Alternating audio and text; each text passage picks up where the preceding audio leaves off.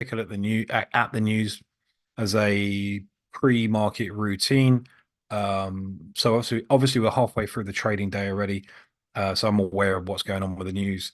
But let's just recap anyway. So if you come over to the news, select market news, and then you can set up the filters. Now, if you're trading the E-mini S&P 500 futures and you want to filter this for US news, which is done already over here, and we set it for high volatility because that's really what's going to make a big difference to the market environment, um, make it more volatile. So we're interested in the high volatility today, 9:30, just after market open, we had crude oil inventories, usually quite a big one.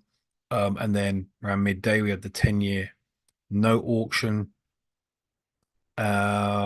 Sorry, as you were. Today we had nothing. So this week we are expecting on Wednesday these news events, right? Crude oil inventory. It's unusual to have no news for the first couple of days of the week, but there you go. So no news till Wednesday, crude oil, and then look out for that one. And then on Thursday, obviously, we have initial jobless claims and 30-year bond auction. So we're good for this week. Sorry, for today. Nothing to worry about.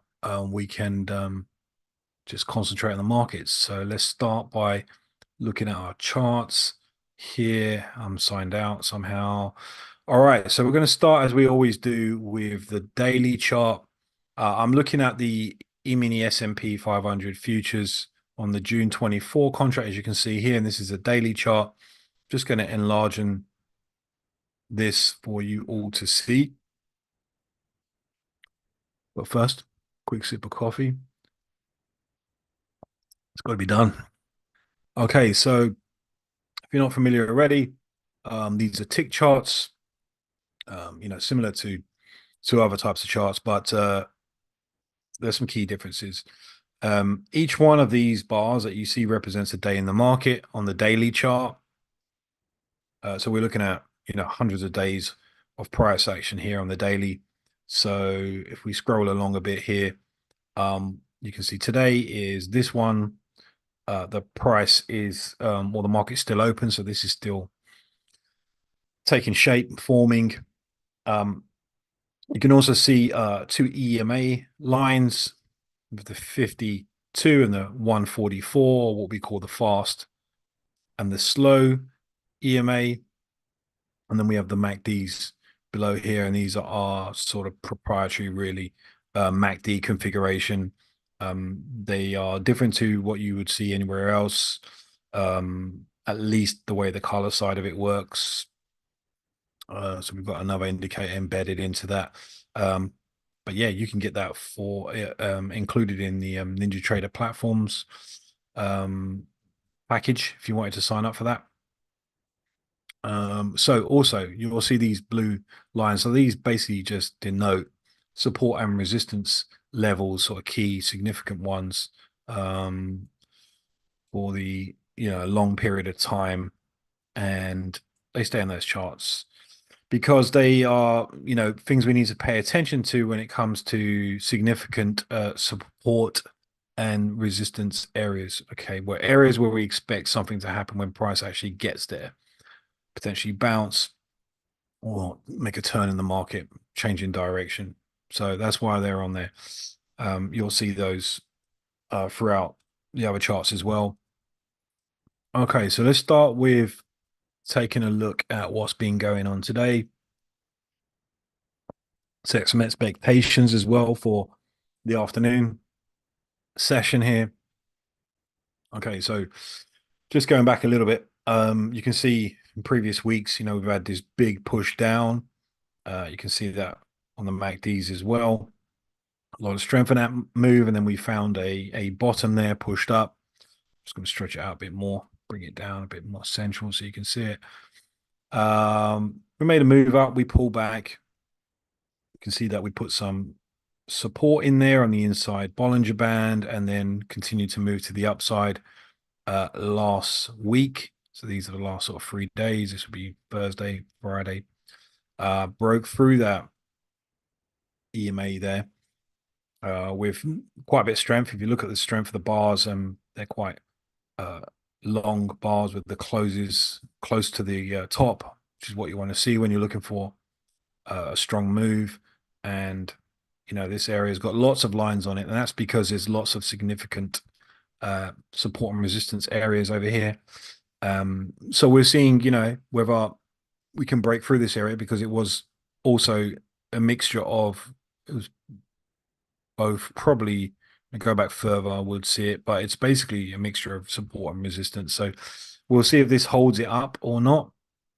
The price, that is, so price could, you can see the previous support area, previously support, sorry, then resistance.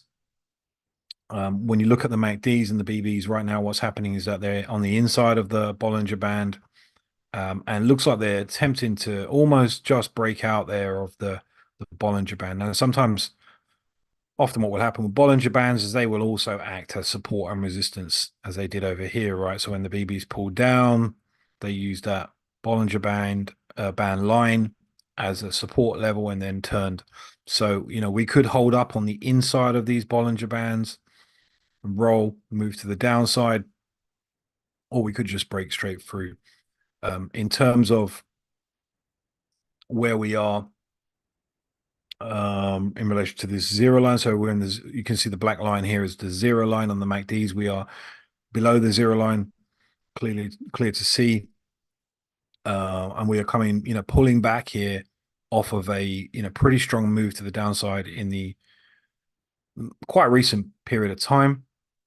So potentially this could be just a deep pullback, this move here, before continuing to the downside. That's a possibility, right? But then we have to also consider, what's going on here with this huge trend to the upside, and that all of this is just a pullback from this side. So potential to continue to the upside, potential to turn around and come back down. What we're seeing now in the immediate time frame, so the last couple of days, and what we're seeing today is a lot of strength to the upside. So it's looking like it's trying to push them. When we see that, we're expecting to make a higher high at some point. Now, this is a daily time frame, so obviously that potentially could take several days to get up there. But it's good to know the general bias and sentiment of the market, which is strong trend up for a while now, really deep pullback. And now we're in the continuation phase of pushing on up on the daily. There are things to hold us up here, as I mentioned, with the support and resistance quite a lot in this area. So it could hold here and turn around and come down, or it could push through. So we'll know a bit more when we start diving into the lower time frames, which we're going to do in just a minute.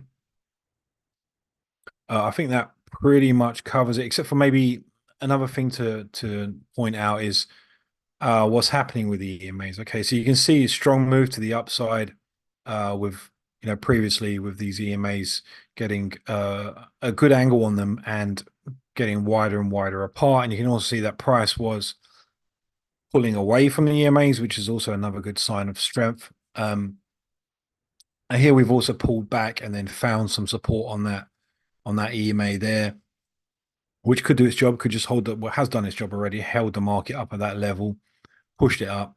But the EMAs for the last couple of days or last week, as you would expect, really, when price gets in between them, are still flat. They are still wide apart. There's still a decent angle on this one here, and this one's starting to turn to the upside now. So there's every reason to believe that this will continue to the upside. All right, let's dive a bit closer into the next time frame down. 28,657 tick chart.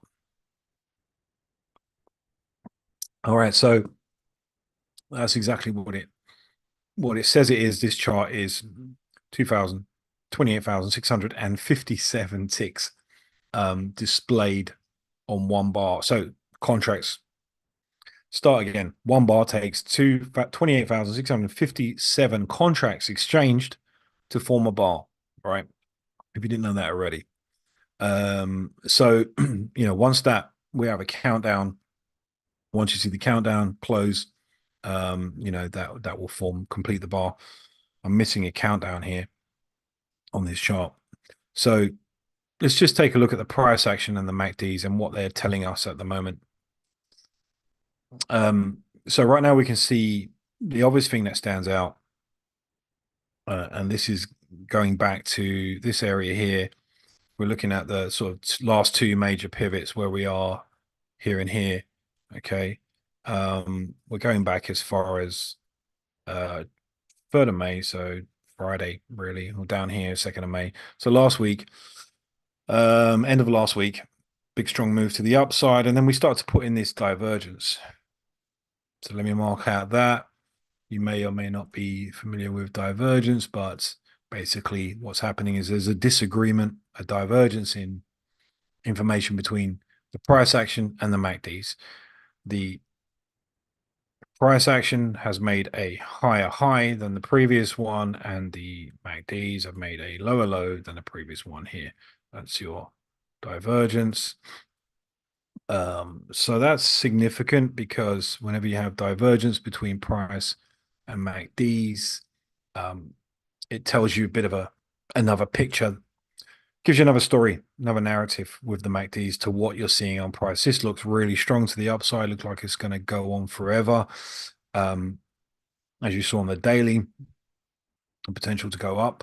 But right now, what the MACDs are saying is that there's potential weakness in this move. It looks strong when you look at the price action on its own. MACDs are not quite there with it, running out of gas here. You can see the strong color change as well. So that's built into our MACD indicator. And what that means is we're running out of the trend, the strength of the trend to the upside. When we get strong color change and we move to white, it's at its sort of weakest point. You can see that happened over here. We're big strong move. We've got strong color change. So this is the normal color moving up here, the teal. Then we go really white and we lose that immediate strength in the trend to the upside.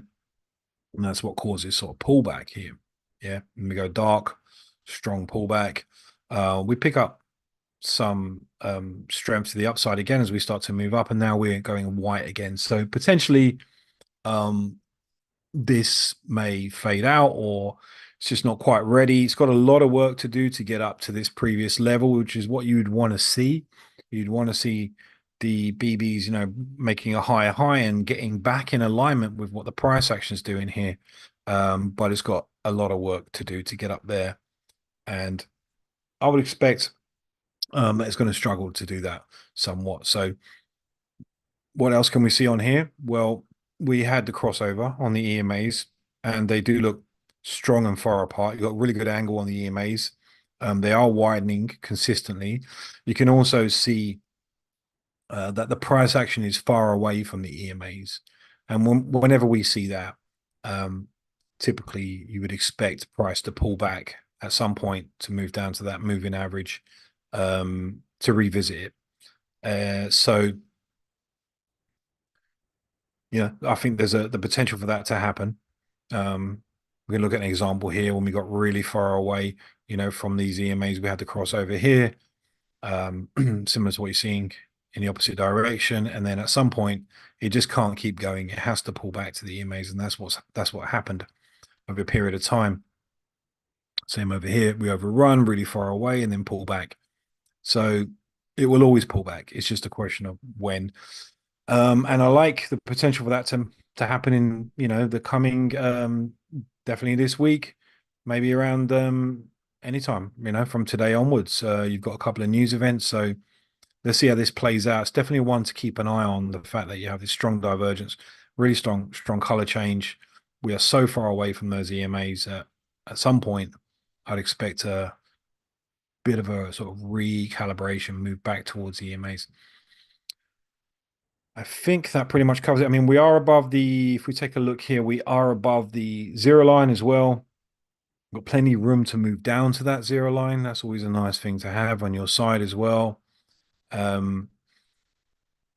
Yeah, something that we definitely need to keep an eye on. So I'm going to close this sort of higher time frame chart down, and then let's bring up the free chart, normal trading time frame that we use. That will be the 10/9/46. on the higher time frame overview here. So this is our normal day trading setup.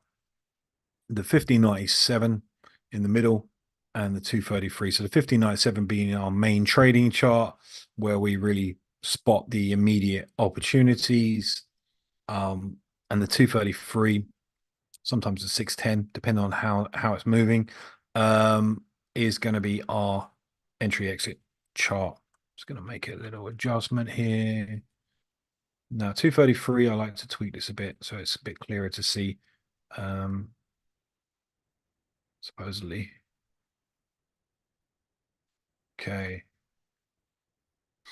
All right, so let's move on to take a look at what we're seeing here. So market's open. You can see it's running. I do have a countdown problem here, and I'm going to just see if I can sort this out. I actually just set up my charts for tick counter. There it is. I just set up my charts for this lesson, changed the couple things on it to make it easier to see, and I forgot to add on my tick counters. So they're important. You want to be seeing those, and we want to be seeing them over here as well. So the RDT tick counter. Okay, that would do for now. Well, we're good.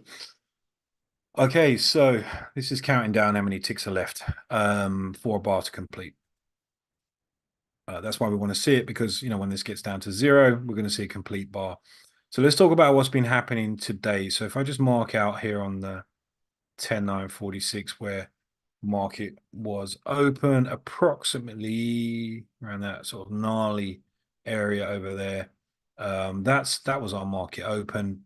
What happened is we were in a pre-market. You can see there was a really big move to the upside over the weekend or Friday. And then we moved back down to the 10,946 fast EMA, put in some support there. And then during the morning session, we have continued to the upside. That was the previous high for this recent time frame. That's marked out. You can see, just scale this in a bit. Really strong EMAs to the upside, wide apart, a lot of strength on that move, and we are pulling far away from the EMAs and continuing with strength. So that's looking good. Now let's take a look at the looking good for continuation really to the upside. It's a strong bit of price action here. We were really slow. If you looked at the price action this morning, it's taken all morning session to go anywhere, and we weren't sure if it was going to pull back a bit deeper or actually break through, but did mark out an area where I expected it to get to, and it has just got to that area and breached past it.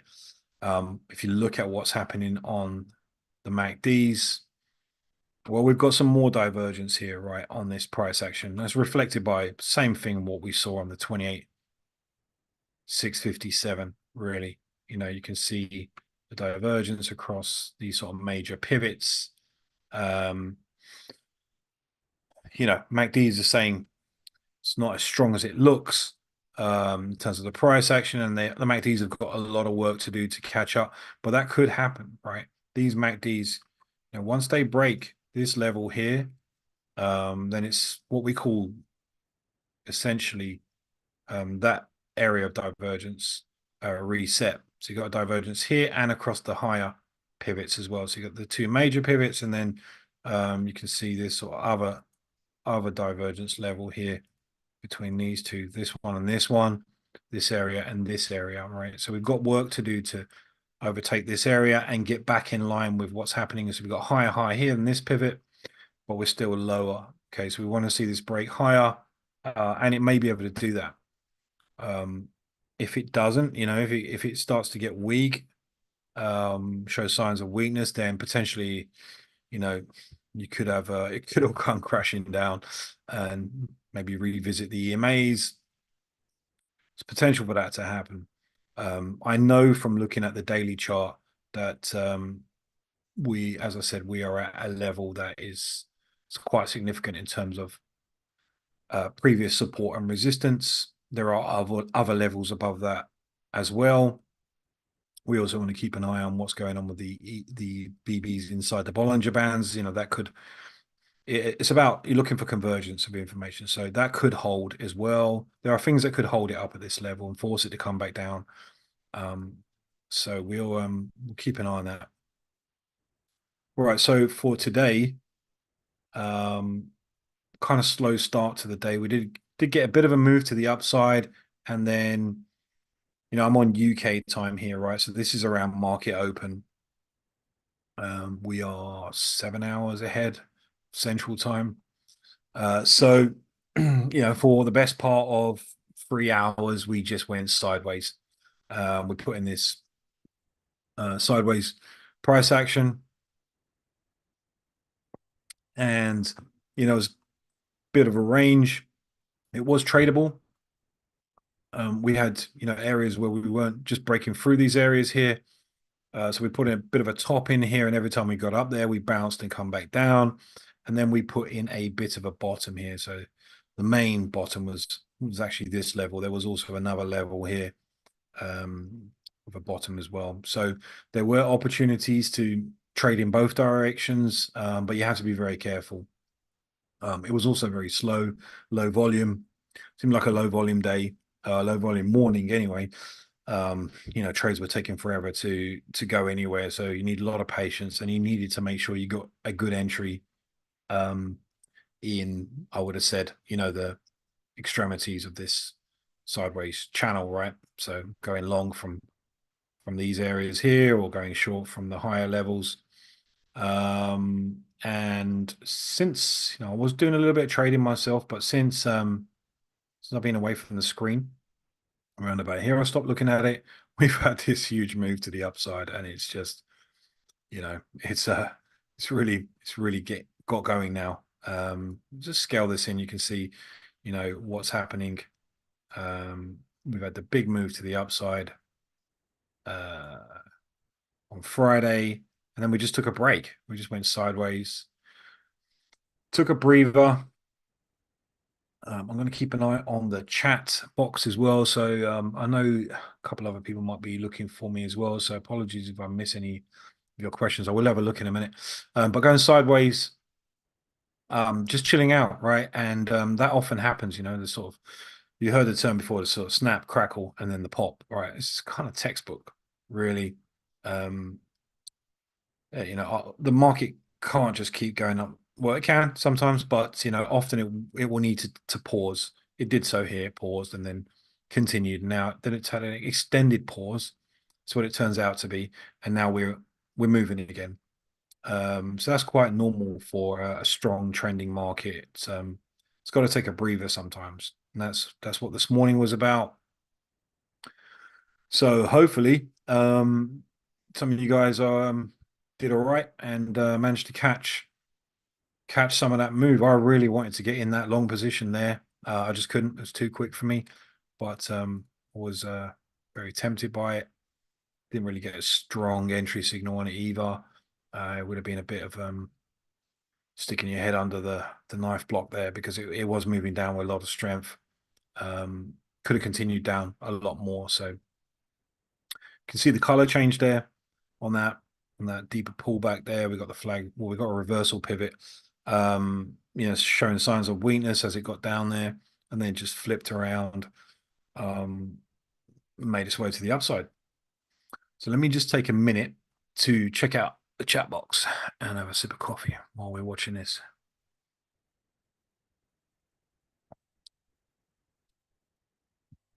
All right.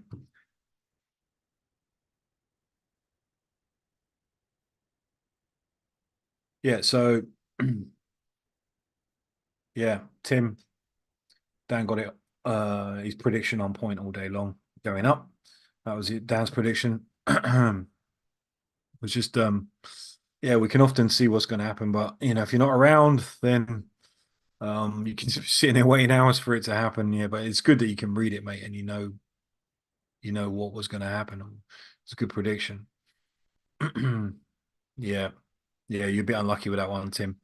It's just you had the right idea, you're going in the right direction, but I did see your trade that you took. I'm just going to open the 10,946 here, so I flicked on that by accident there. So um, yeah, looks like most people had the right idea for this to continue to the upside, um, but timing is everything, right? So and sometimes you can be spot on with your timing, and there's a little bit of luck involved in it sometimes as well. Um, Other times, you know, you miss it, and that's just how it goes sometimes. That's often why we'll just sit out this type of market environment and wait for the move. You know, wait for some more confirmation. You know, even here, you know, you could have pretty convincing move to the upside there, and then it pull back so deep beyond most people's um, risk tolerance. Right, most people would have got stopped out on that. It didn't really give you some great opportunities. Let's take a closer look at that anyway on the 233. We'll do that as we go through price action here. Okay, I'm just sorting out my tick charts because they look a bit weird. There we go. Okay, so let's talk about what's happening now. All right. Um,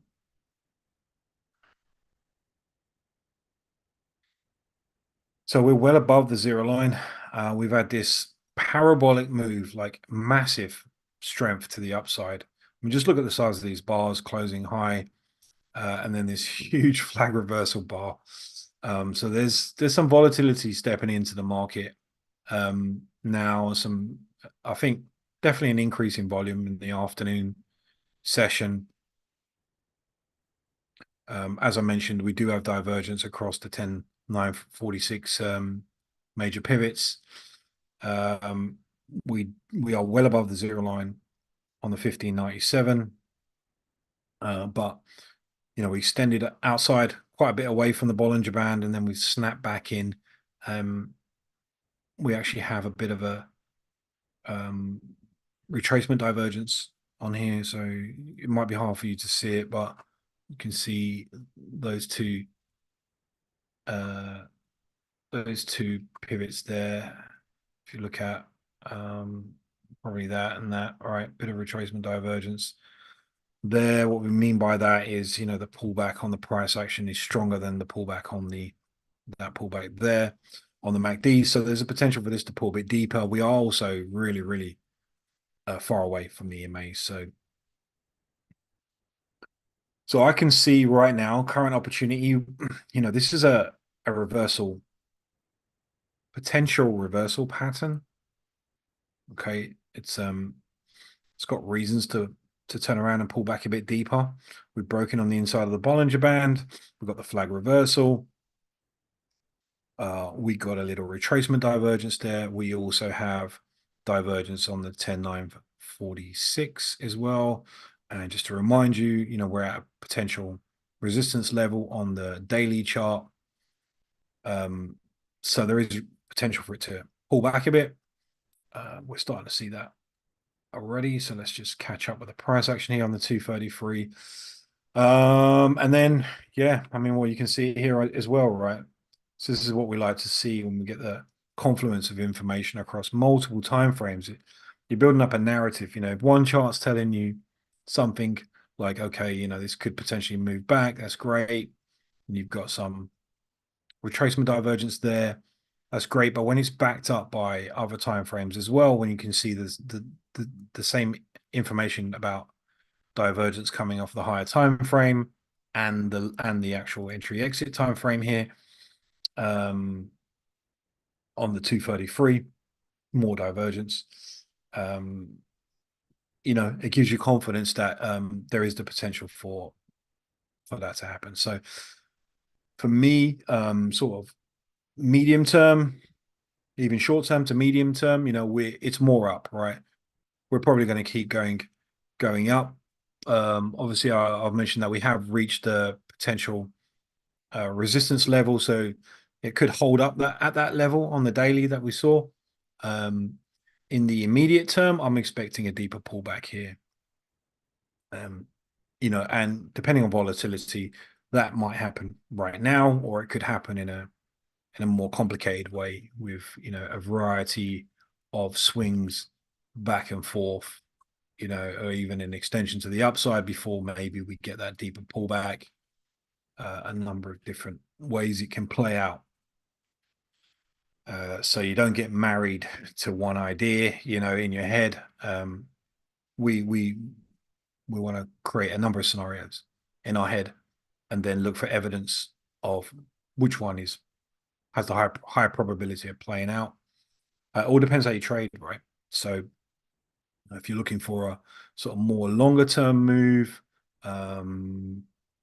maybe looking at a higher time frame, and your expectations are that this is going to break through that area, then you want those pullbacks to happen to go long and get great buy-in positions.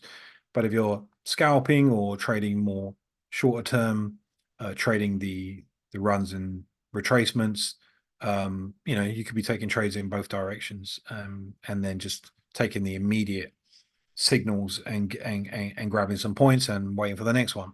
So it really depends on the type of trader you are and how you trade, what your trading plan is.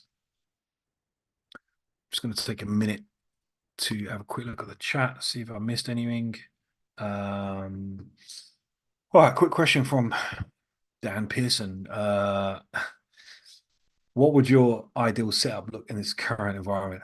I'd say there's probably a couple ideal setups, depending on which way I'm going. Ideal setup right now, if I'm looking at short opportunity, is so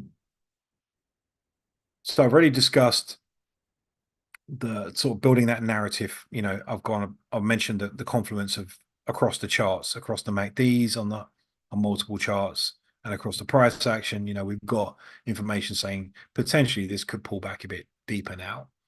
Okay, that's my narrative, right, for the immediate price action. If I want that, I also want that entry signal as well to back that up. So that would look like basically a weak move in the continuation. So just my way of trading, I'm not going to jump on a move that's already started without me. I'm more of a fade to weakness type of trader, or fade to strength, right?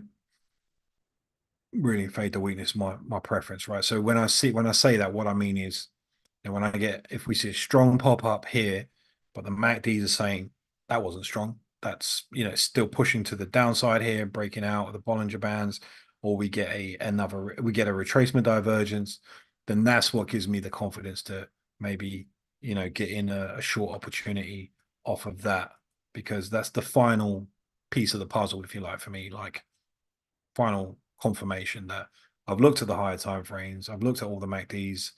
I can see the potential for a deeper pullback, and then when we get the weak move up, is that can be the confirmation I need. So that would be an ideal setup. Weak, a nice retracement divergence, like strong one. So on the 1597, that would look like something coming up to maybe as far as here without really doing too much on the MACDs. It's probably breaking that level there. One of these levels, either that pivot or that one. We get a push up here, and the MACDs are sort of around here, something like that. Then yeah, it's game time. But that's just the 1597. Then there's the other piece to it as well, which is the entry exit chart as well. So I want to be able to see the same sort of thing, weak move upside, maybe a strong color change. That would be nice as well. We get a nice strong white color change like what you see over here. You see that on any of either the 1597 or the entry chart, preferably both. Basically, the more confirmation you get, the better, right? I have to say that, catch you later, Tim. Take care, mate. You also have to keep in mind that when you're going against this sort of strength, there's there's every reason for it just to continue to the upside, and you know that's why you have to be very careful. Counter trend trading is one thing you can do, but you need to choose the right environment for it, and it's not something I would say you should really consider when you're going against very strong trends to the upside or trends in general in either direction, unless it's your sort of specialty, right? Um, Often it's a lot safer and more profitable just to stay in line with the trend and just keep going. So wait for that. So the other scenario, let's say we are looking to stay in line with the trend, which is what a lot of people should be doing. Um, for me to get into a long, I mean, I look at it a little bit different. And maybe we're seeing this scenario play out now that I just kind of hoped for. Yeah, there's a hope and a prayer that we get pushed back here and a really weak signal on the MACDs, which kind of seem wouldn't quite be there yet, but potentially. We've just hit this. I'll go back to the other scenario in a minute. But we just hit a sort of previous resistance level. Now it's turned into, well, at least for the one bar, a bit of support. So we expected that reaction there. But look at the MACDs. What's happening here is, we just slid off the outside of the Bollinger Band. So this is what you call a skid. And this happens when, when you push up like that, if we push it even more, it's more compelling as well. Let's take a quick look at this price action. This is quite interesting. Bit of technical analysis here. So we're sliding off that band. We're also slide or rolling off the inside of that band. So all of these bands, Bollinger Bands, do provide support and resistance. So we're picking up some resistance on that 10946, potentially going to roll. We have the divergence on there. We've pushed up and we've not broken to the inside, which is the best kind of retracement divergence you can get. So we're just skidding off of it. And then we have the divergence on this here as well. And so that would be, this area is potentially a good short setup, right? Not one more time a financial advisor or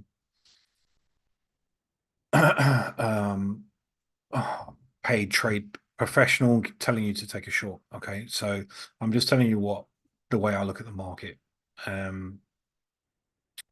So please don't just jump into a live trade based on my comments, right? So I can see this now. We're putting in a hard close. We had a hard close down, hard close up. Now we've got hard close down. We've got a potential small bar forming there. We'll see how it works out. We have still good few ticks to close here, so I'll be waiting for that to see how that goes. Closer to sort of 100, 200 ticks. Gives me a better idea when this bar is going to close, where it's going to close, how it's going to look. We also have, marks here on the MACDs. You got a little resistance area. We bounced off of there before. Not that significant, really. We've got room to run down to the zero line. Yeah, I mean, I like this potential, but it's caveated with, against massive strength to the upside. So it's not for the faint-hearted to trade against this kind of strength. And that's what you need to keep in mind. So you need to get really strong signals if you're going short. We'll keep an eye on that. So I'd want to see a really nice pullback here, and then this I did need a bit more convincing. But it's looking good to start with. We want to stay. This wants to stay on the inside, ideally. Or if it does go out, show us a nice white color change. We are getting a bit of a changing color there already. It's getting weaker as it pushes up, and as I say, we're going against massive divergence here as well. So this is looking good to the upside. I'm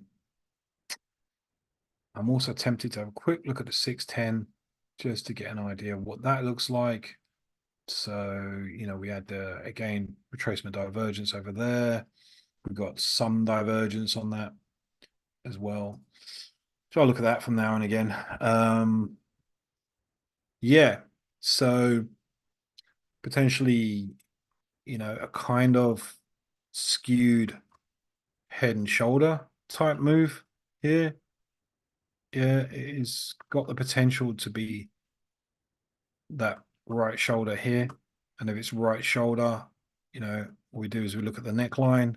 There's the neckline. Yeah, and we'd want to break through that if we're convinced of a move to the downside. That's a scenario. But as I keep saying, it's a strong trend to the upside. And you ignore that at your peril, as I've learned many times over the years. So, yeah, let's just keep an eye on it, right? It's not for everyone. You can just wait for the deeper pullback and then get back in with the trend, right? So let's talk about that, how that might look. So, here was an opportunity already. All right, so we pulled back, we found some support, and if you're someone that trades support, there's a sort of intermediate level here. We bounced off of it. And so there was a potential to jump in here and grab a few points, right? So let me just close this a bit further so we can have a look at that. So that's this price down here is what we're looking at over here. We did put in a nice bit of, if I just show you on here, if you were looking at going long here, what the MACDs can tell you on, I'm just looking for my shortcut keys because the mic is in my way a bit. We can look at what happened over there. Okay, looking at the MACDs, you can see those two pivots there. You can see some divergence, which give you an opportunity to go long, potentially, over here. But, looking at what the MACDs were doing on the 1597, it wasn't compelling for me anyway, at all. But if you were quick, you could have scalped it a bit. I would say at this point, for me to go long, especially what I'm seeing now with all of this, with the signals to the downside right now, right? Slow and roll potential here, really wicked retracement divergence. I would potentially be in a short. I've got to be honest. I would be looking at a short opportunity if I was trading. I would want to see another, us get to another significant area before I'm convinced to get in any longs, just because, look at this. We are so late into the move. The move started over here, and it's been significant run to the upside.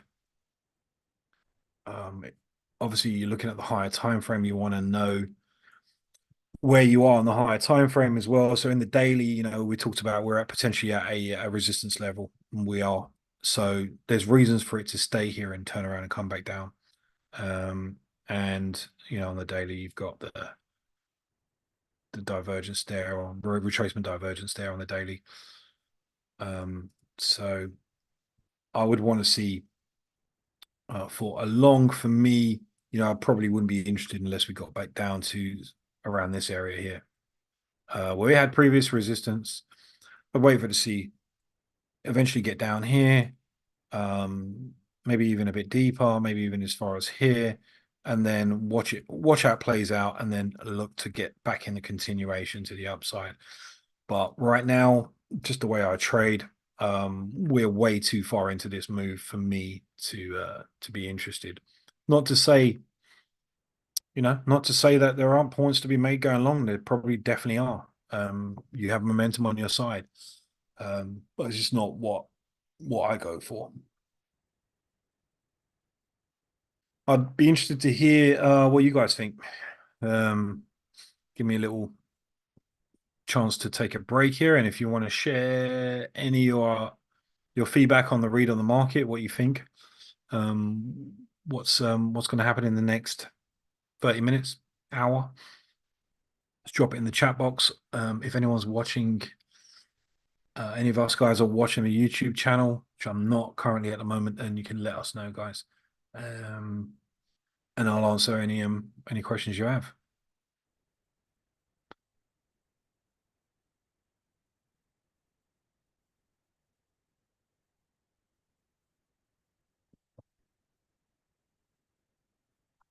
Okay, so what's happening here? So Dan, you like the look of the 233 for a long, but the 5097 was not in favor. Yeah.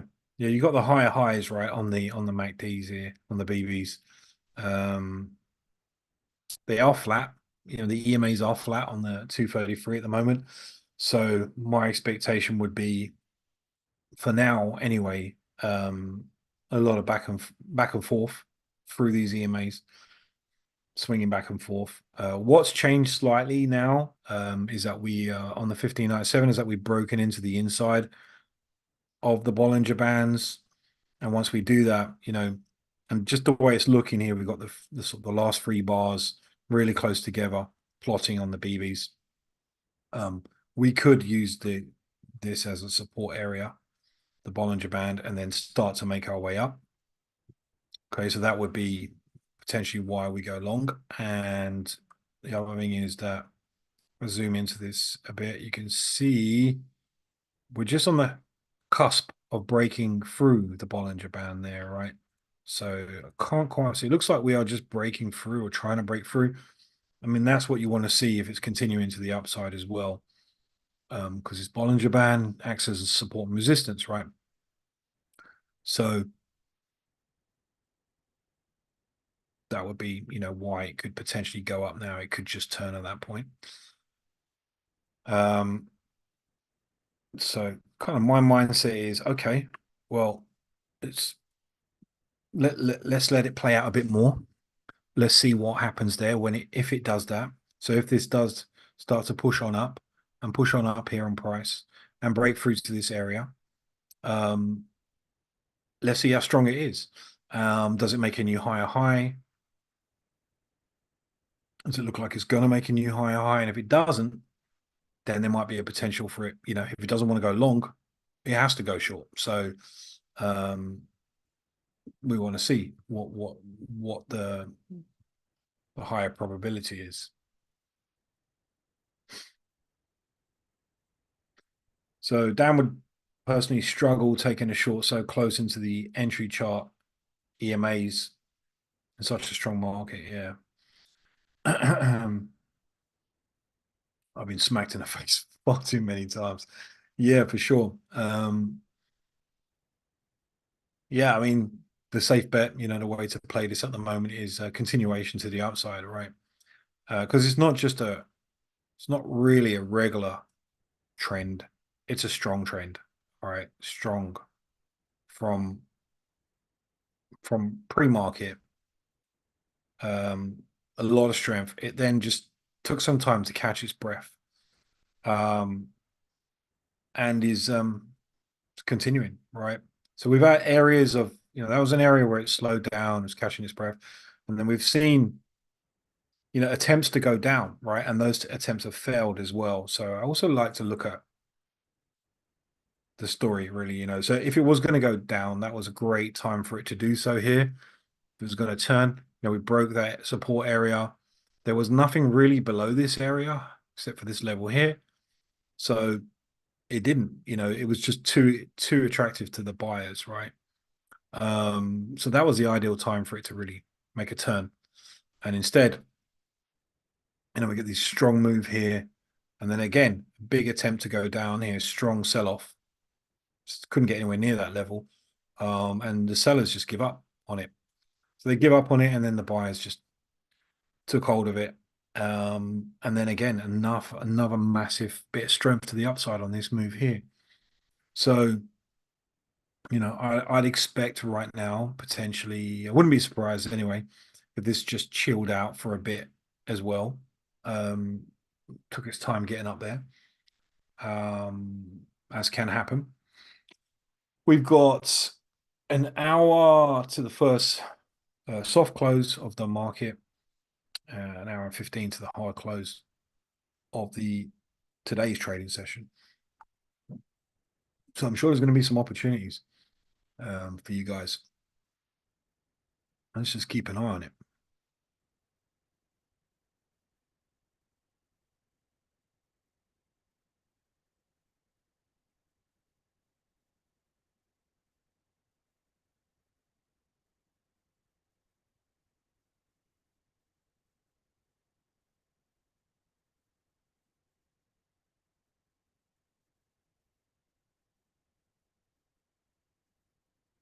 Yeah, so Dan's got a question about sweeping liquidity before shorting. So identifying those liquid areas in the market where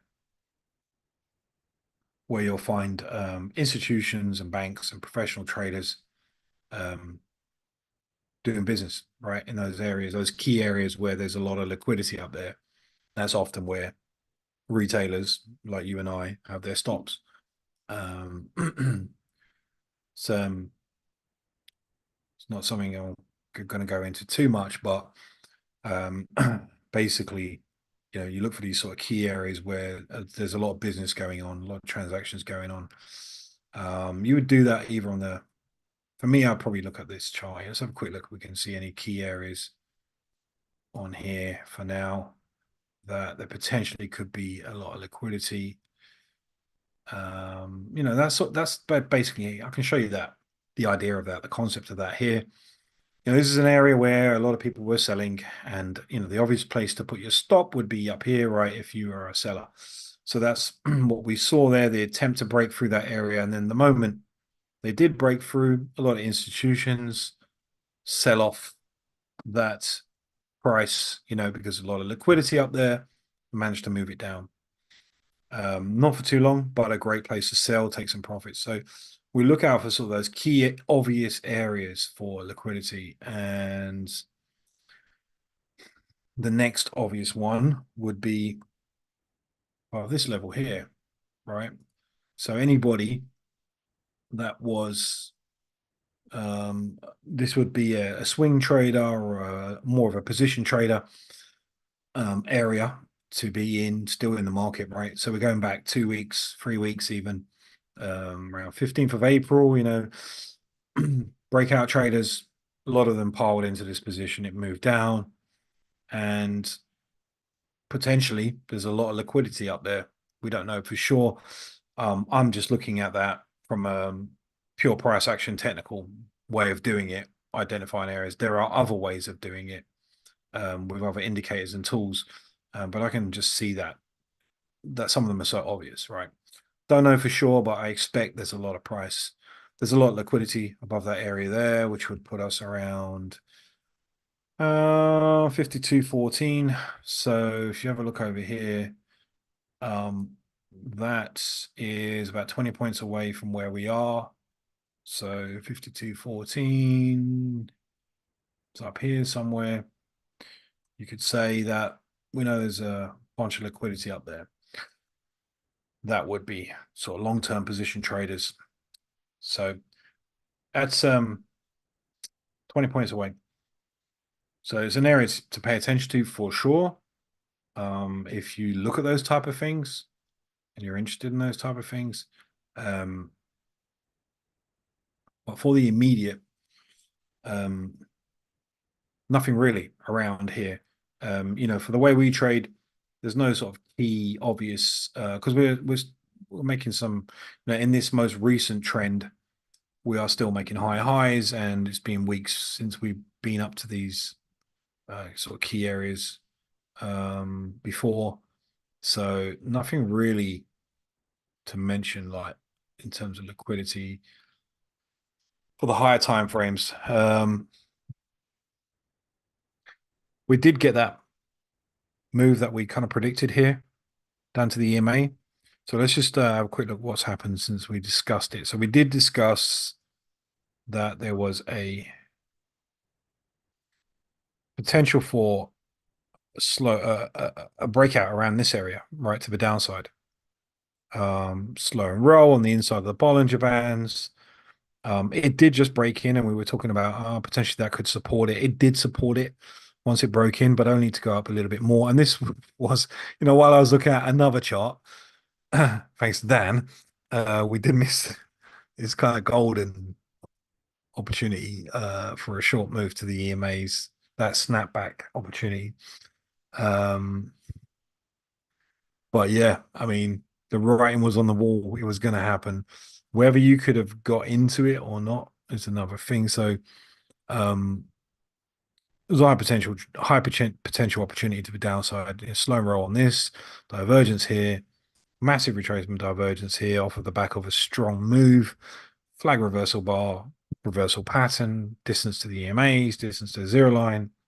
Doesn't really get any better as a short opportunity. Having said that,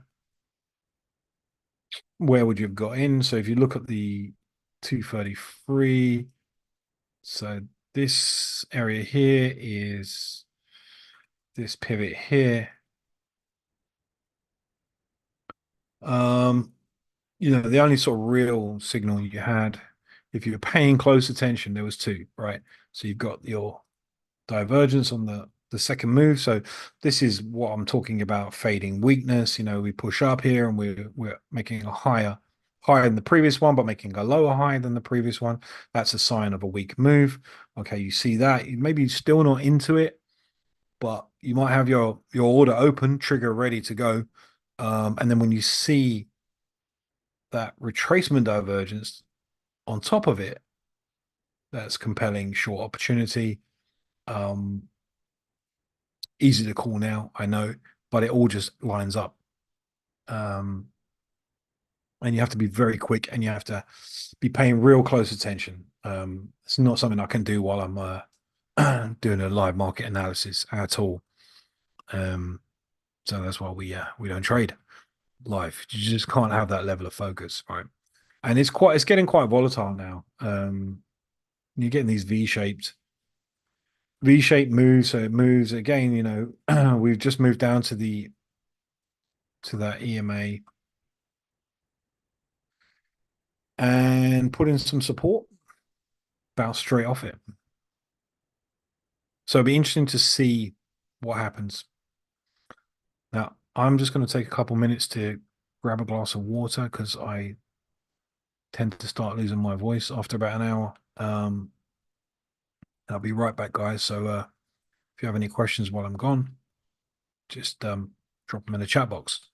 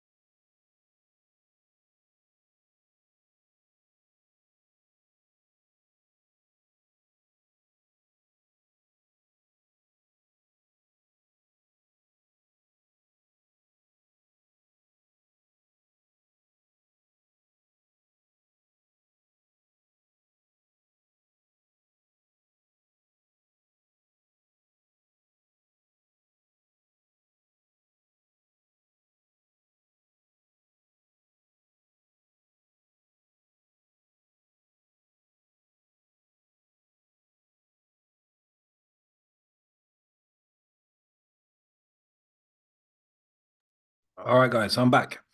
So it's looking good to the downside here for a little bit deeper. Um, just been keeping an eye on it. Beautiful move to the downside here. When we got Dan maybe joining us here. Is that you, Dan? Is that a? Would you have been interested in that short if you weren't here, for Yeah, potentially. I mean, the only thing to be concerned example? about Sorry. was, yeah, this move here to the downside, right? So, we looked at my type of trade. Yeah. Obviously, this strong move on the outside. Just look how strong those BBs were as we as we push down here, pull back. This pullback here, super weak on the BBs here. We pulled far away from the Bollinger Band and we just bunched up together here. And a bit of a skid off of the Bollinger Band, right?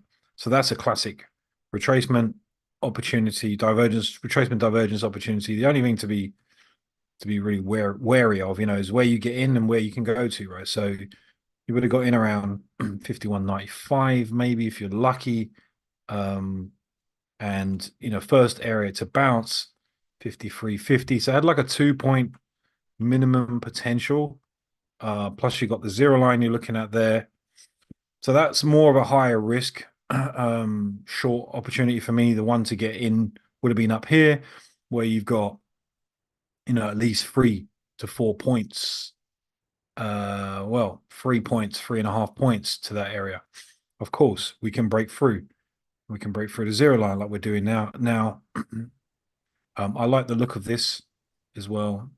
Does look like a nice reversal pattern. I like what's happening over here with the slow and a roll on the inside of the Bollinger Bands and the overall fact that we have massive divergence, and potentially, and we're also at the resistance level. So potentially, we could have found a top here. I would expect a deeper move to the downside here now, really. I wouldn't be taking any longs until that move had played out, or I was convinced it wasn't going to pull back any further. Probably that would look like, at least us getting to that Bollinger Band there. And then I want to see what happens when we get there. I want to see that we're not going to break through it. Maybe it's going to put in some support over here. This is where, obviously, as you know, right, from the higher time frames, that's how we start looking at scenarios, right? So now there's nothing to stop us moving down to this level. And that's where I'd expect it to get to Bollinger Band. And once we get there, we want to see what happens when we get there. Are we going to just push straight through it? That could happen because it's picking up strength. We're broken through the zero line. So that was either of these trades were the ones to be in. This one was obviously the second move was a bit higher risk, potentially. Depends on how you look at it. We were also quite flat. You take your targets out slightly differently to Lindsay, don't you? You do at the first area, don't you? It's not a set point amount. No, I don't believe in set um set targets. That to me goes against technical analysis, right? Mm-hmm. That's a numerical analysis or some other form of analysis. Like I get out when the market tells me to get out. That could be more than I hope for, or often less than I hope for, based on what I'm seeing. Because that's what we're teaching is flowing with the market. So that's not just about flowing in direction, but that's about staying in tune with the market in terms of like entries and exits as well. So you want to get the most out of every trade you can, but also know when to get out of a trade that looks, great and look compelling and all. That's what keeps you safe. Like being able to say, well, this is amazing. This is going to go for 100 points. And then this previous move here, then it turns around and goes back up, and you're like, get out. Because you learn with experience. There's pretty much always opportunities to get back in again, or other trade setups will come along, and it's a risk-based analysis, like ongoing active risk-based analysis as you trade. So I would love this to get down to this area here, but it might Hmm. not. It might not. It might just turn around and continue. Um, it might be a reset on this whole move, on this whole divergence. Um, so yeah, I don't have. I mean, generally, I'm looking for a minimum of 2 points if I'm even going to get into a trade, and I'm targeting areas where I think there's liquidity. So that Hmm. would have been just below this previous what bar there. It's a key buyer area, right? If it's going to go long, that's where they're going to start buying, just below this pivot. Or you can see where it's got to is below that pivot there. So that's where it's actually got to. Um, you could say these were the late retailers that got in the move, yeah, for that big move. And so there would have been a ton of liquidity in this area as well. So that's why you would run down there and pick up a lot of liquidity. So, AKA in this move, buyers. Um, so, and there's different things I pay attention to. So I don't really like trading within the EMAs, um, unless they're really far and wide apart. Then yes, sometimes, but often what you get within the EMAs is a lot of messy price action. It's easy to get stopped out, um, especially on the lower time frames. So with So regards, I'm sorry, I remember you said maybe a year ago that you look at your targets as in like reducing the amount of risk you have on the trade. So if you did take the latest retracement divergence, would you have been targeting the EMA or just that liquidity spot for your first target? um, well, I'd be paying attention to both, right? So it's a dynamic thing, it's a live sort of dynamic thing. So yes, I'm paying attention to what happens when we get to that EMA. So I would have like tentative targets. Like that would be the first area. If I see any sign of hesitation or weakness, that's where I'm going to take it. But if it looks strong, based on what the MACDs are saying and the other things we look at, then I would go for the second one, right? So right now, to be honest with you, and it also depends on if you're trading multiple contracts, right? So if you're trading one contract, you tend to um, you're more likely to sort of go for a fixed target area or price. But there's more flexibility with multiple contracts, right?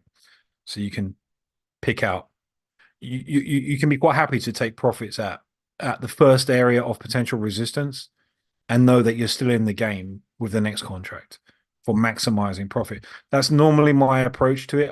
I like to, so going back to your point about reducing the cost of the trade or reducing the cost of a loss, um, I will take out usually if I'm trading multiple contracts, especially when it is three or more, always take profit early on the first one because if it does do something like this and I don't quite, turn around, come back up and I don't quite hit targets and I do get stopped out, well, I've already reduced the cost of that loss because I've already taken some profit on the first trade or the first contract or the second contract. So taking profits early reduces the cost of a loss, right? Um, and still leaves, if you're trading multiple contracts, opportunity to have the maximum gain. Um, and that's how I really think about it. But you need to be trading multiple contracts to be able to do that. So I'm trading one contract, I'm probably at either the EMA or the first liquidity area, unless I get a really compelling sort of breakout move like once we break through, if this was it now, this is what was happening on the MACDs in the higher time frame, and we were just breaking through Bollinger Bands early on in the move, then there's more potential for it to go further, right? But when we're down sort of down here and we see this sort of stuff, then it's less potential. Same you're just weighing up different scenarios in your head, and they have different levels of um probability, so this could potentially roll down, but it also could turn and start to make its way to the upside with the trend. So it's yeah, it's just personal really on that judgment, and comes from just licking a lot of wounds, and like knowing what is high risk, and through all the mistakes you made, and losses you make in trading when you're learning, or you can do if you do it the hard way, like I did, then you learn what hurts and what is likely to hurt you more, and it's just you know you learn to adjust, to to risk assess better. Yeah, it's about just building that risk assessment ability in the live market, um, because we are discretionary price action traders, right? So there isn't a system that I'm not just.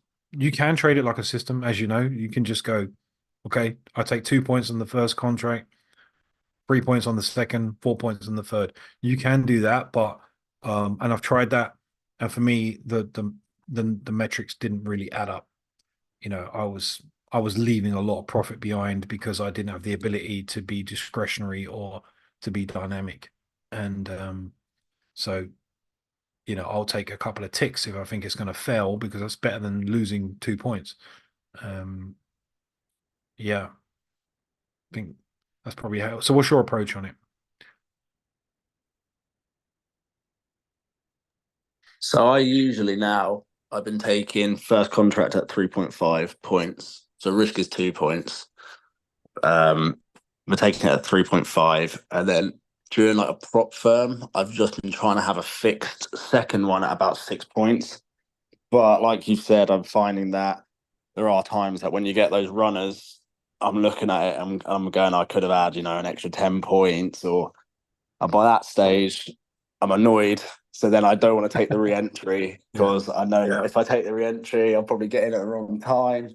So I've been trying to like systemize as much as I can recently, similar to what you just said, almost to reduce. I'm trying to reduce as much discretion as I can in a way, and seeing if I can somehow systemize like my entries more. But it's kind of a vicious circle of me going, well, obviously you have all the fors and against of it, and I'm seeing the benefits, but then I'm also seeing times when you don't want to take a trade because you don't think it's going to work, but it meets the system criteria. Hmm. So currently, yeah, and now my head's kind of going. I should probably go back to allowing more discretion. Yeah, it sounds like you're trying to decide what works best for you. What type of trader you're going to be? Are you going to be Hmm. discretionary, or are you going to be system based? But it doesn't have to be black or white, right? You can be a kind of hybrid, like a system based discretionary trader, right? That's where it gets So, complicated. so So you like you rules to the discretion almost. well, so for example, I would say that you're discretionary with your target, um, but you put in a trailing stop behind, right? So that's a system. Um, Hmm. so you keep your target open. Potentially this could go, but I'm going to put in a safety net, a system way of managing if it doesn't, which is a trailing stop, right? So I'd say that's a pretty good approach to it as well, so that you don't have these sort of arbitrary targets that the market knows nothing or cares nothing about. Market doesn't care if you want 6 points. Um, Yeah. but you give yourself the potential to make those 6 points with a safety net, with a trading stop. So, that trading stop depends on how you manage it. Will get hit a lot of the time, but if you look at, if you keep a track on your numbers, you'll probably find that even all those times that you only picked up a point here and a point there, and then it took off without you, and you lost 6 points. The losses you stayed out of will be outweighed by the you know uh, accumulation of small profits. That's it. Um, I think any of those options, right? Discretionary takes time. You've got a lot of time in the markets. It takes years to really master it. Um, and systems have got its strengths, it's got its weaknesses as well. As we mentioned, can go well in certain market environments, but the kind of hybrid thing works pretty well as well. If you like it, if you think of it like that. Hmm.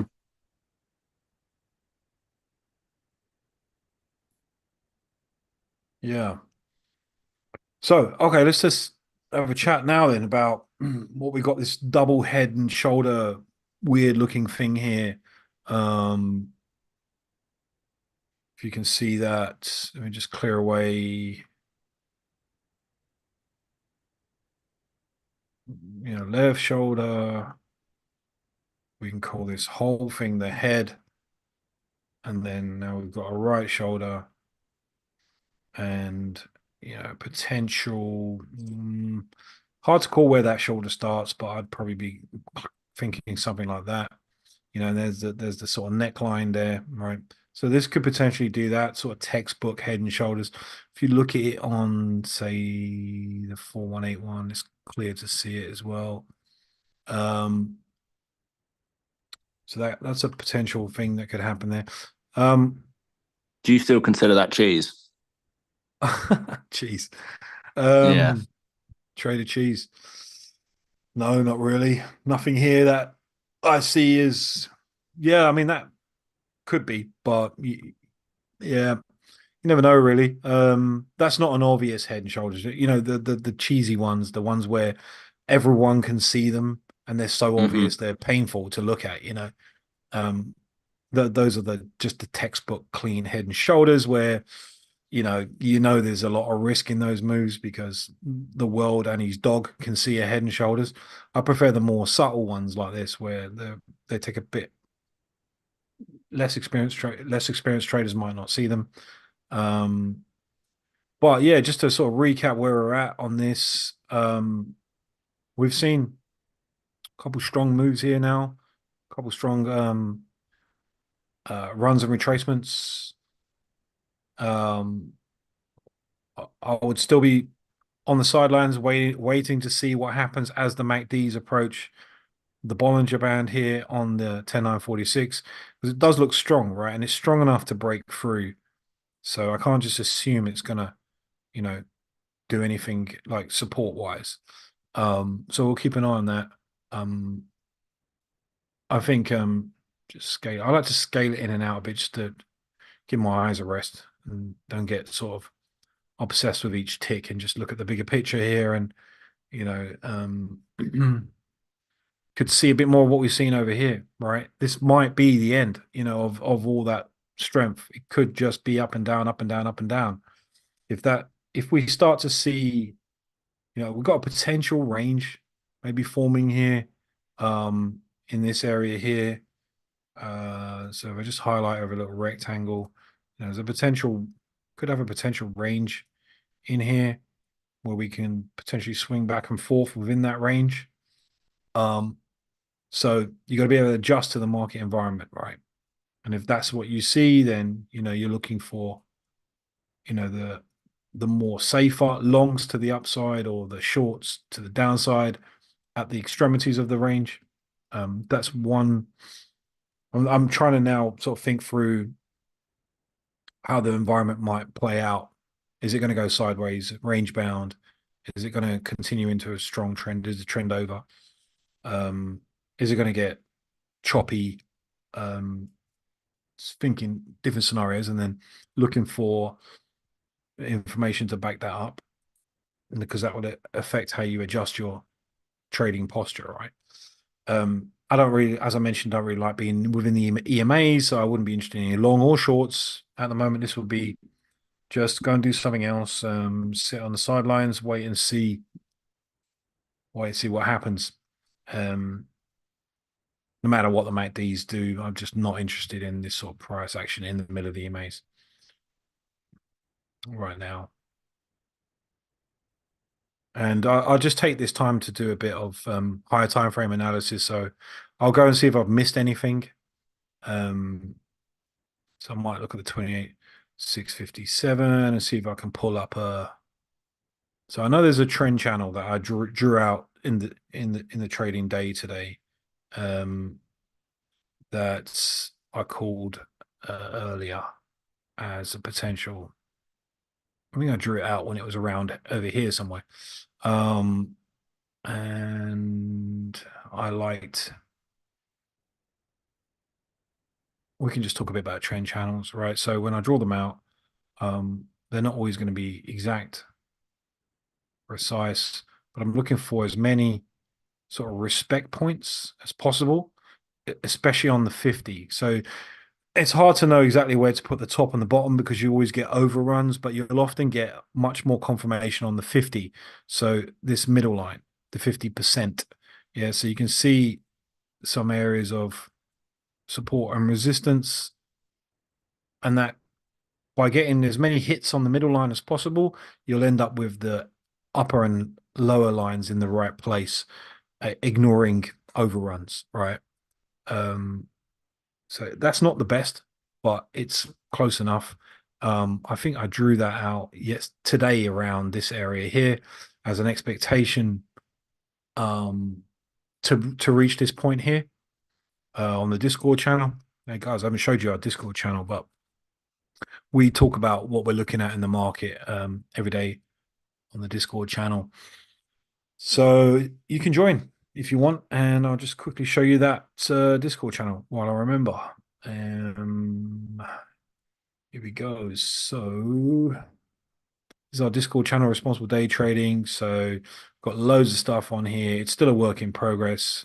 Um, Extra stuff going on here for members, but um, or responsible day trading students, normal members, anyone, public can join, right? So actually, this is what I was talking about here, where we're looking at that as a potential target up here on that trend channel 5194. We did make it. We did get up there. It's a good thing.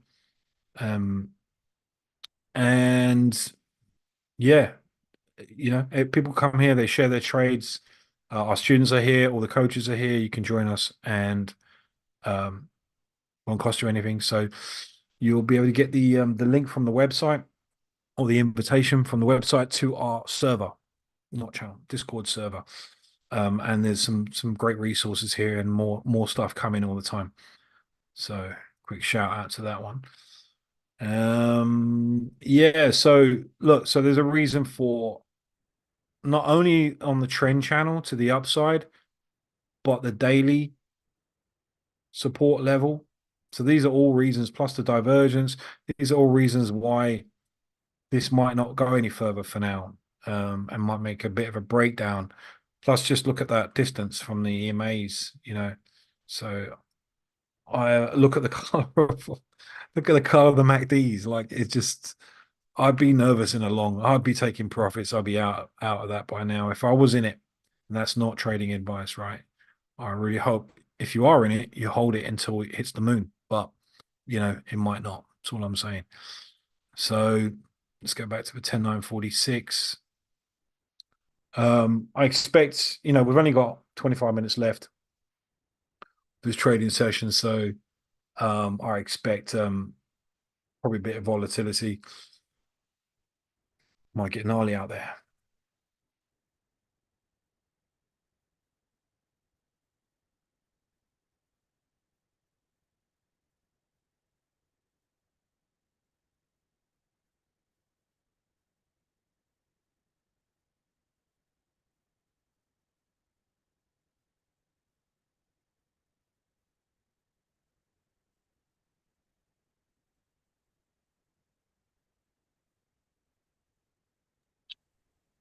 So do you not even take like overruns of the EMAs? Is that as soon as it enters the EMAs, you're not that interested most of the time?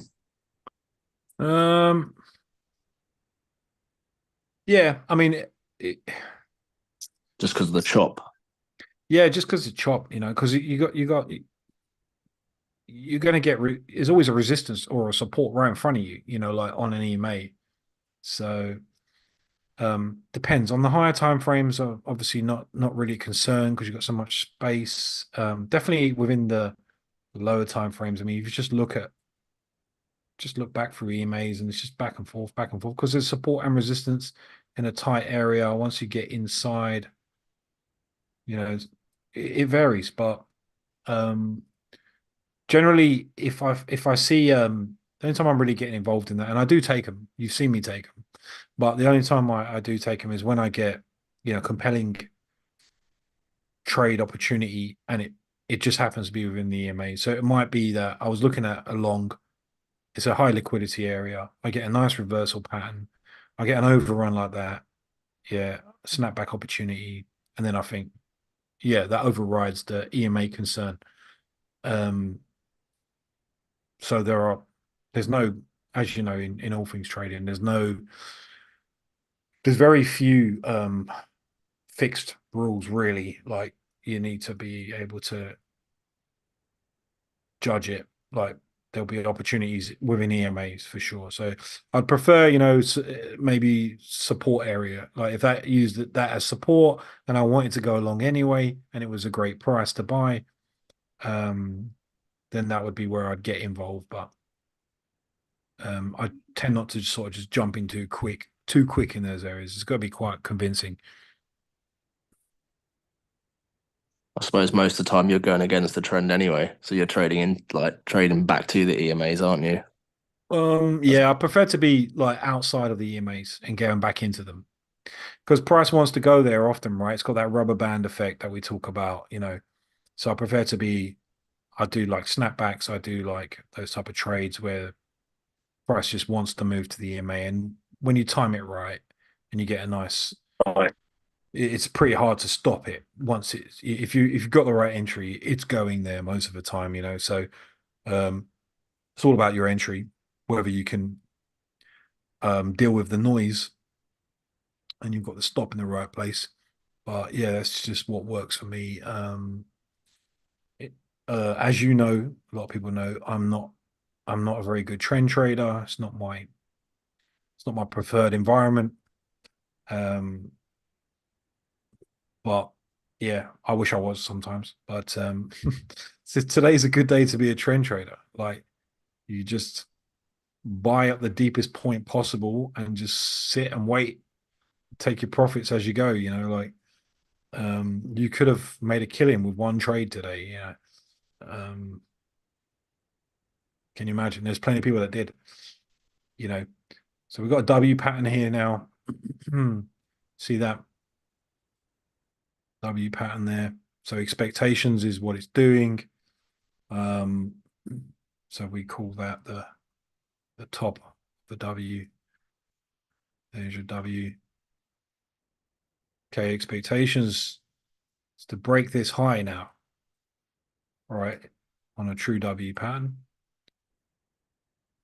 So we will see.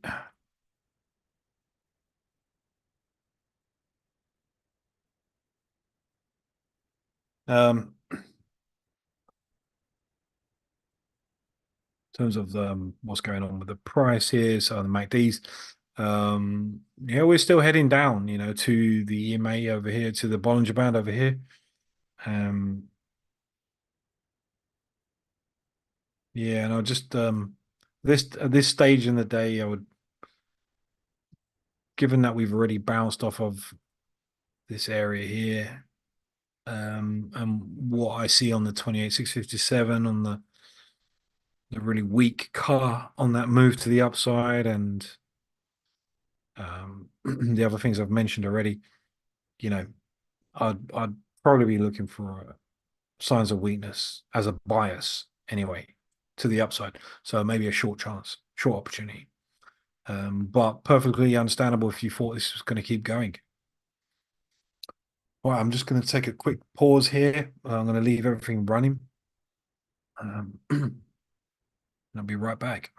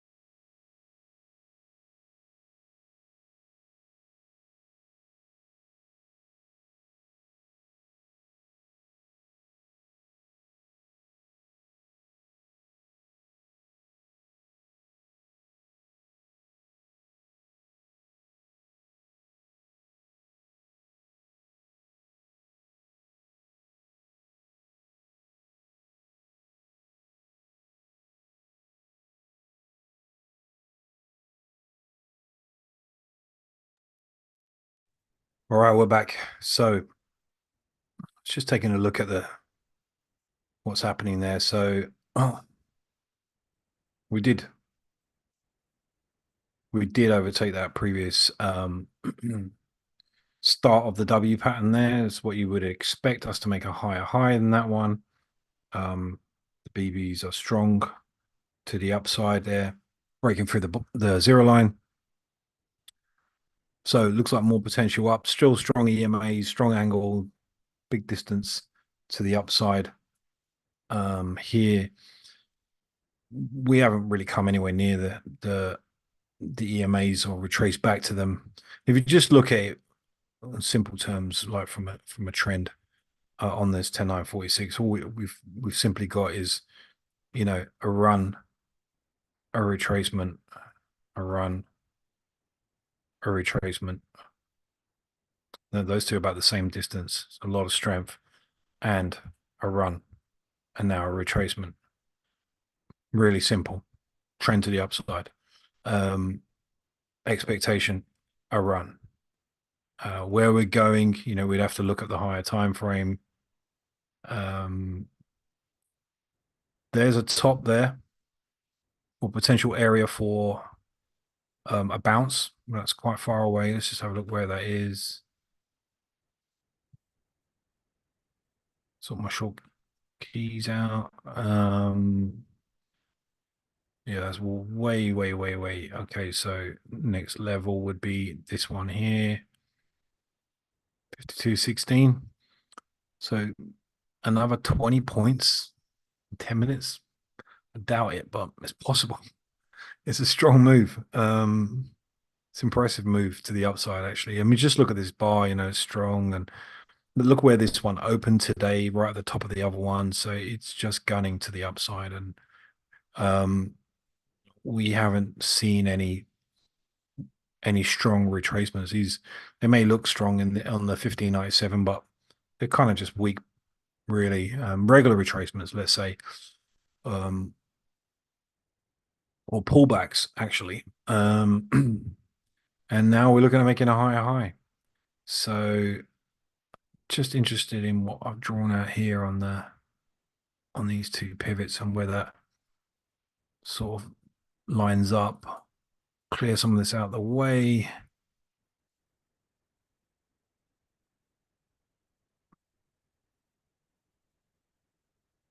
Another sort of immediate area, more short term 5201.75. So that puts us at this area here. If we can make it, it's the first area. And then, as we mentioned over here, 5214.15. So the next area is way up here. Yeah, don't think we're going to make it there today, but maybe in the pre-market for tomorrow, we might get up there.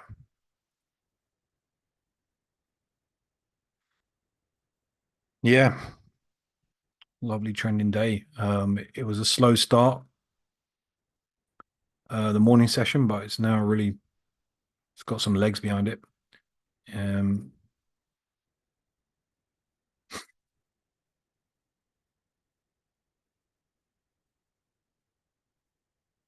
In terms of the MACDs, they're doing something a little bit different. So we didn't quite make it down on the first move to the Bollinger Band there. We were marked out. It still might. Now we've got retracement divergence, right? So now look at that. We've got a lower, currently lower, slightly lower pivot. But we've got some divergence there, retracement divergence on that.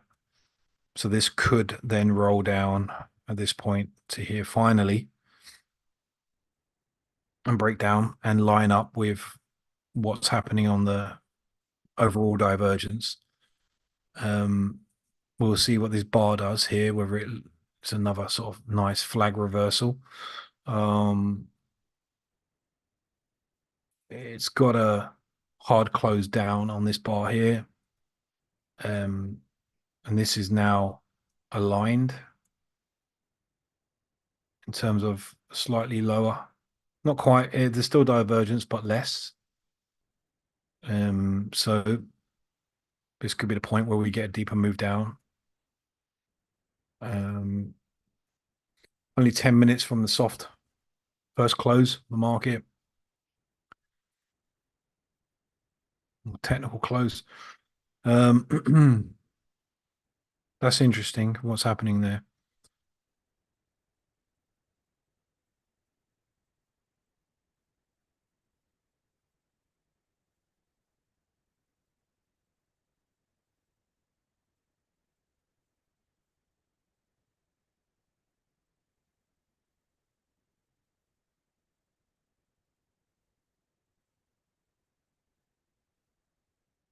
All right, guys, just to let you know, bit of an announcement, just as a thank you for joining the live class today.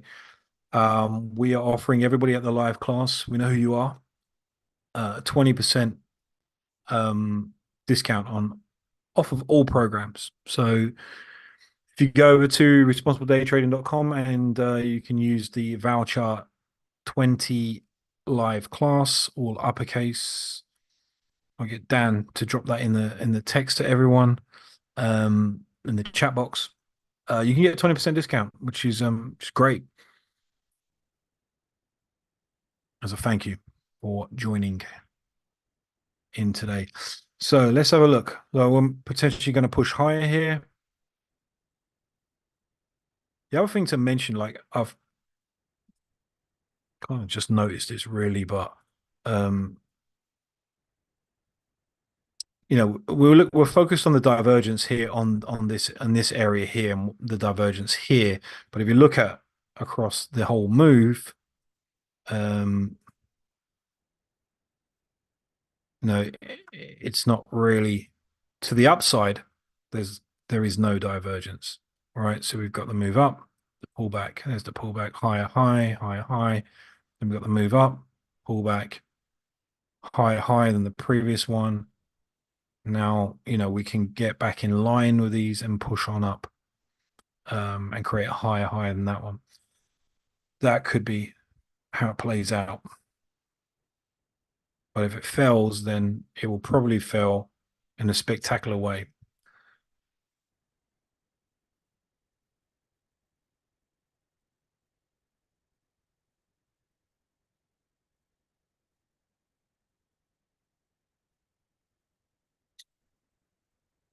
Nice little skid off of the outside here. Pushing with some strength. Think we're going to hit that target for the market close that I've marked up here, which is the upper trend line. So looks like maybe right at the close, only 5 minutes away. Should be easy to get up there. 52.01.75. Not trading advice. Very, very risky to get involved in that now. But if you're in a long, you might be all right for that as a target. Oh, there you go. Just like the fat lady sings. We allowed to say that anymore? I'm not sure. Um, so wow, there we go. So that's why it's good, to pay attention to the higher time frames. That's what technical analysis is. You have to know areas where the price can move to. If you're just focused on your trading time frame, you don't know what the bigger picture is. You don't have the full story. So now we're breaking that area. 5 minutes, getting super volatile. If you miss this one, you missed it. No point trying to get in it now. We have broken through the Bollinger Band. We're getting a bit of action here. This is pretty exciting stuff. Next level I marked out here is at the 52. So I put it just above a liquidity area on the daily, which is this pivot here. So 52.14. I marked it out here as 52.14, the top of that, and I marked it up here as should be 14. There, maybe it's a long way still for 5 minutes, 10 minutes, but with this kind of volume, it's possible.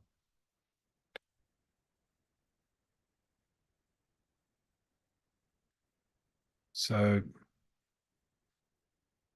Okay, there's liquidity up here for sellers, right? Why? Because anyone can see that upper trend line, connect those two dots, and find a target. So if you're able to do that, then a lot of people would have been potentially shorting off of this area here. That puts liquidity just above it where we are now. So I mean, look at the color change on the 28,657. It's gone extreme white. Pinching of the bands. Let's go back to the 10,946. So that could be an area to sell as well, um, which is entirely possible. So very volatile.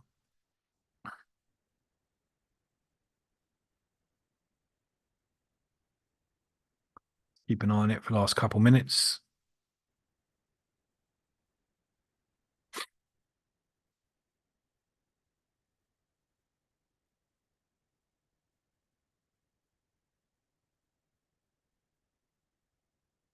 It's using that area of support.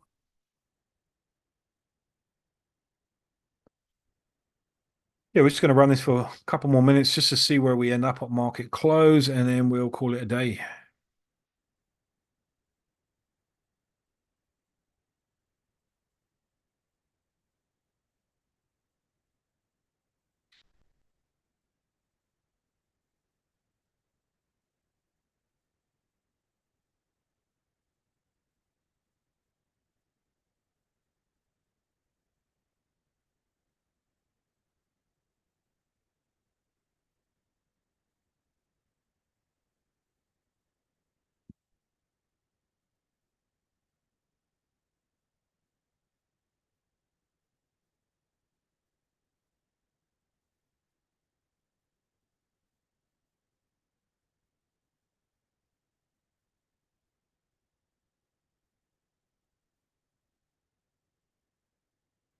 That's interesting on the 233. Let's have a look. Yeah. You got that massive retracement divergence there. Slow and roll on the 1597. Not something you can do much about right now, especially at market close. Stuff doesn't really respect market close. There's a lot of algorithms and computers involved right now. That's what makes it dangerous. Um,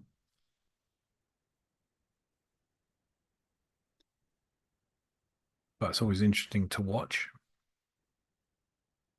Okay, last minute. We expect to see a fair amount of volatility here in the last minute.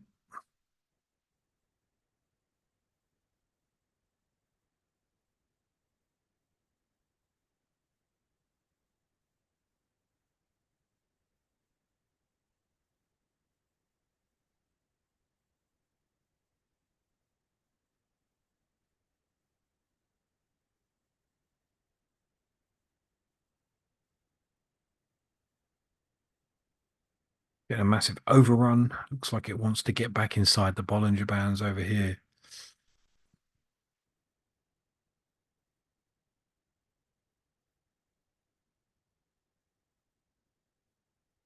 Strong color change on the white.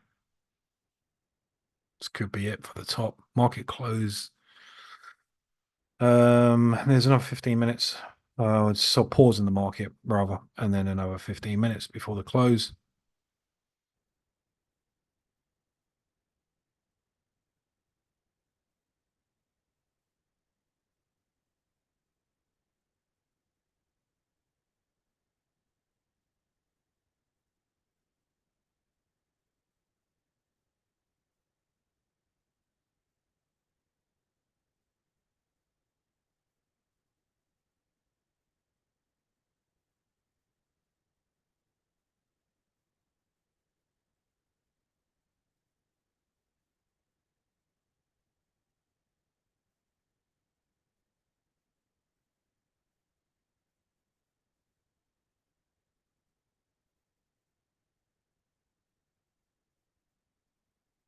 It's going to pull back. It's probably going to pull back to that trend line there.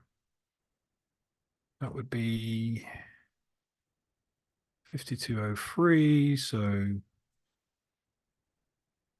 just about there. It's an area I'd be expecting the pullback to come to.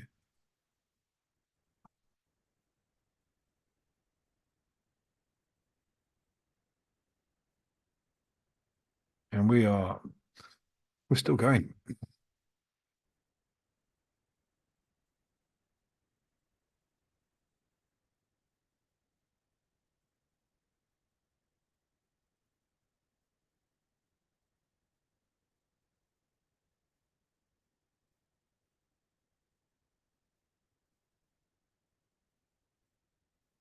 All right, guys. So that'll be it for today. Thank you for joining me. Hope you've had a good day. Just remember that if you want to get involved in anything with us, so you want to take up some courses, be sure to head over to responsibledaytrading.com, or you can join us on the Discord channel. You can pick up the invitation for that on the website as well. That's it. My name's Jason G, and this is Responsible Day Trading. Take care, and I will see you on the other side. All the best.